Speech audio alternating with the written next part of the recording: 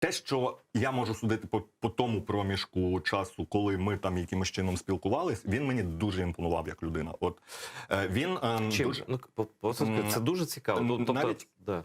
Це ж президент, це кожному цікаво. Навіть по тому, як він, умовно кажучи, вибудовував бізнес, там, так, квартал я маю на увазі, так, це всі дуже близькі йому люди. Але от те, що я чув, те, що я бачив, він настільки, скажімо, він настільки...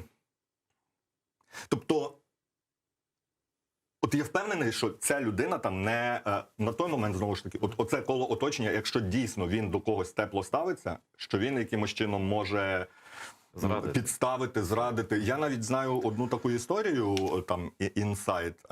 Я не буду називати там імен, словом, був один актор в кварталі 95. Його зараз, немає, чому він пішов, тому що в нього виник конфлікт з Володимиром Олександровичем, тоді з Вовою Зеленським. Він там якось некрасиво вчинив там по відношенню до Зеленського, і це було публічно там при інших людях. Він дійсно його... Це образливо було. Так, образив. Це те, що мені розказували, скажімо, дуже близькі люди в оточенні з квартала. І от я не пам'ятаю вже, чи це там було якось там по алкоголю якомусь з боку цієї людини, чи щось таке. Але Володимир Олександрович, при тому, що це було зроблено публічно, от такий там, по суті, ляпас, він на другий день там чи через якийсь час він сказав, типу, дядьку, просто вибачте, я розумію, все там погавкались, там туди-сюди, вибачте, але, і все, і працюємо далі.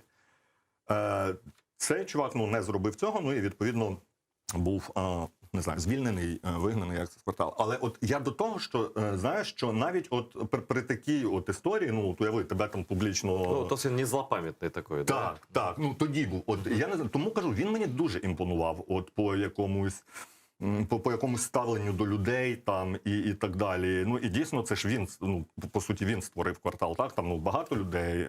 То есть его роль вот именно в этом коллективе, она ключевая. Абсолютно. Истинная, не просто по должности, Абсолютно. а истинная. Абсолютно, так.